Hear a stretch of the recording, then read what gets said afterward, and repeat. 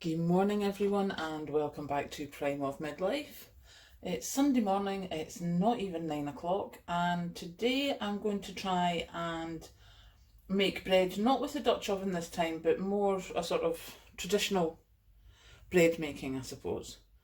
So the recipe calls for 2.5 cups of flour, which I have here, and 1 tablespoon of yeast. Now, obviously I don't exactly have a big thing of yeast, but I do have my little sachet from Tesco, so we'll just, this is a tablespoon measure, and it turns out that basically that looks, for what's left in there, we'll just open up the rest of the packet. So recipe calls for 1 sachet of yeast. Oh, there we go. 2 tablespoons of sugar. Now I have my sugar here for my coffee, so we'll just scoop 2 tablespoons of sugar. There we go. 2 tablespoons or 2.5 tablespoons of warm water and 3 tablespoons of oil. So what I'm going to do is just get a fork and give this a bit of a mix, just to get the dry ingredients mixed in. As you can see, it's early morning and still in my dressing gown, but we're going to start this so it can be rising while I'm making myself a bit more respectable in the morning. Okay, so 2.5 tablespoons of warm water. Now, warm water is basically, I think actually the stuff in my tap might be a bit hot. So what I'm going to do is just mix it with some cold, a bit more hot.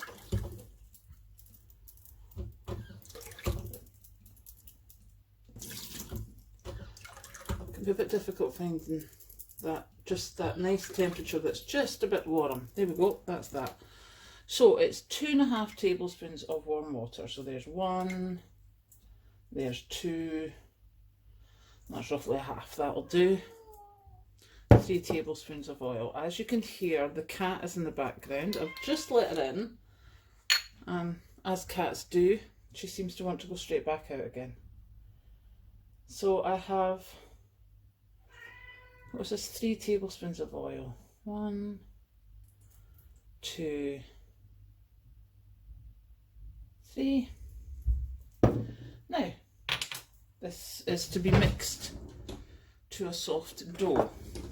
I'm not sure that this is ever going to go into a soft dough because I don't think I have the water consistency correct. I hope you've been counting because I certainly haven't. I'm past counting now. Now I'm just grumping. I wrote it down so badly wrong. But I will correct the recipe when I put it on the video. Definitely 1 more, and that should give us the soft dough that we're looking for. Let's just see if we can get that off. Get it all mixed in, because that definitely looked like a bit of a... Right, so there we go.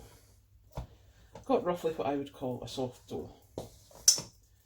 So what we want to do now, seemingly, is we want to knead this. So yeah, I know I just added all that water, but we need to add some flour. Turn this out, and we need to knead it so that the gluten can process, and that's seemingly what makes bread do its thing. So the way that I saw this on the video I watched is what they do is they stretch it out, fold it, turn it, stretch it out, fold it, see, and sort of do that, and then turn it. So you need to do this for, this is not really good with this hanging over my wrist, I have to do it with my one hand. Dig your heel in, turn it, dig your heel in, and obviously that's taken up all that flour, so we'll just give it a little bit more. And again, dig your heel in,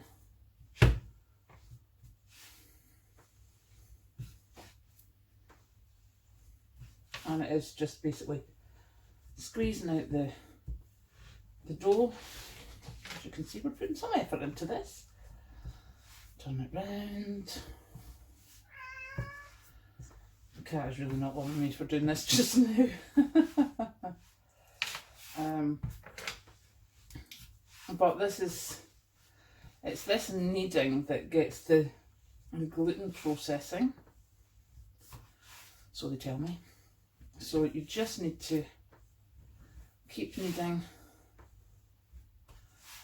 and just keep this process going. I'll bring up the sleeves a wee bit. A tiny bit more flour.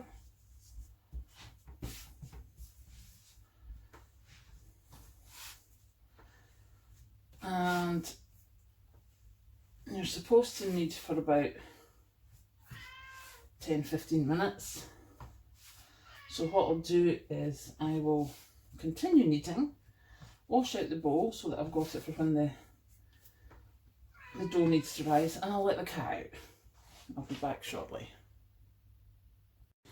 Welcome back. As you can see, we have a nice solid piece of dough here that comes off of the board, which I think that's the first time that's ever happened to me, so that's a good sign. Next, what we're going to do is put it in an oiled bowl until it's double the size. So we have what's officially called a dollop of oil in the bottom of the bowl, and we'll just swish that round a bit so that it's all and up the sides a bit. Because that, as you can hear, the coffee machine is on. I don't know what that is. We'll get rid of that for my best, and it's just a case of pop that in there and wait until it doubles in size. We'll be back. Okay, so that's been an hour that this has been here. What I did forget to say is when you put the dough to double in size, either cover it in cling film or, like I did, cover it in a plastic bag. This is a bag that came with Asda shopping for the raw meat. Now, as you can see, that's pretty much been risen. Now, according to the instructions that I read, what I need to do now is take this out of here and degas it. And don't we love the fact of it's oiled. Okay, so what I'm going to do, I'll just, possibly a bit too much oil there. Just do that, and we're going to flatten it and take all the gas out. Oh, you can hear the gas coming out. That's fabulous.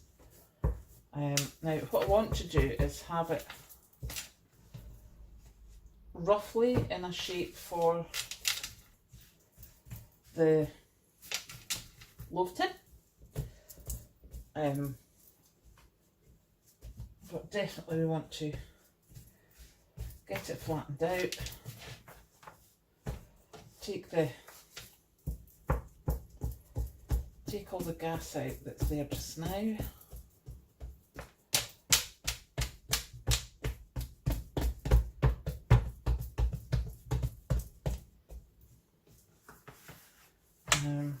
Now there was a way somebody had said of folding this, but we'll see.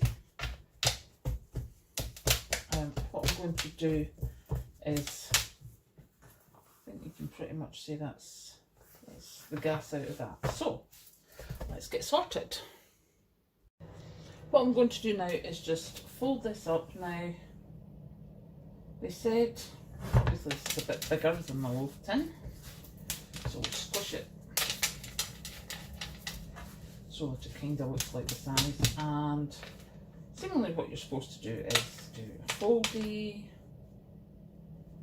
and do a foldy, I think. Nope, I don't think that was it.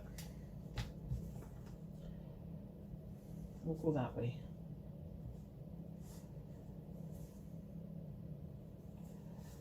I've got no idea what I'm doing, but hey.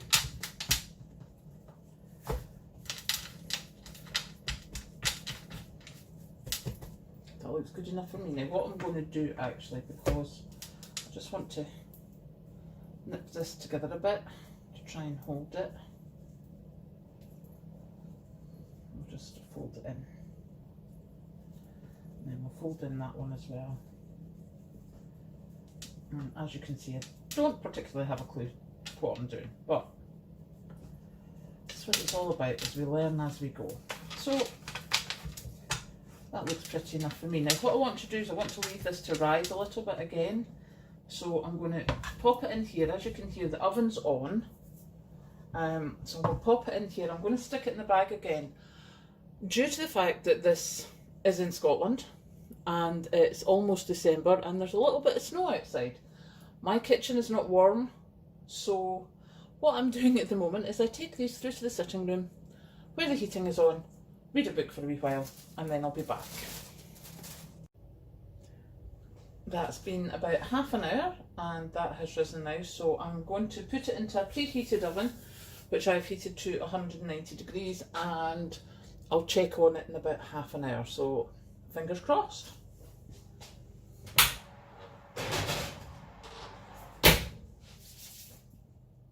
So that's been 35 minutes and I have to say I'm pretty pleased with how that's looking.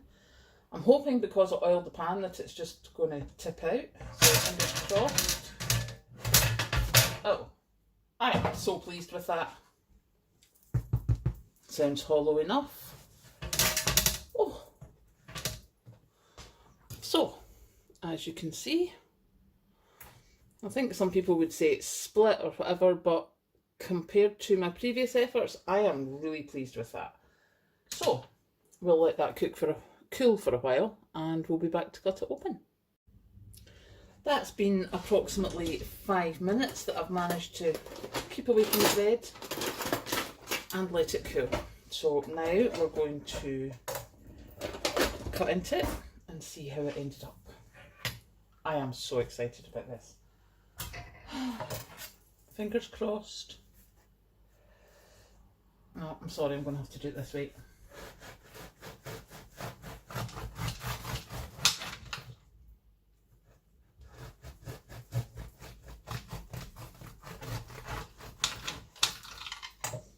Okay, this is my bread. Does that not look fantastic? I am so excited. I already have the first slice ready here to get butter. I have the butter on the knife. This, I have to say, the whole reason I did this with the sort of kneading the old-fashioned, well, not old-fashioned way, the traditional way of making bread as opposed to the Easy Bake, is what I found was the Easy Bake seemed to have a very plasticky consistency. There wasn't a particular crumb to the bread. It didn't seem like bread I got from the bakeries. And so I thought I'd try this one, and I have to tell you, I am so excited about this. This looks like bread I would buy out of the bakeries. So I think we can call that a success.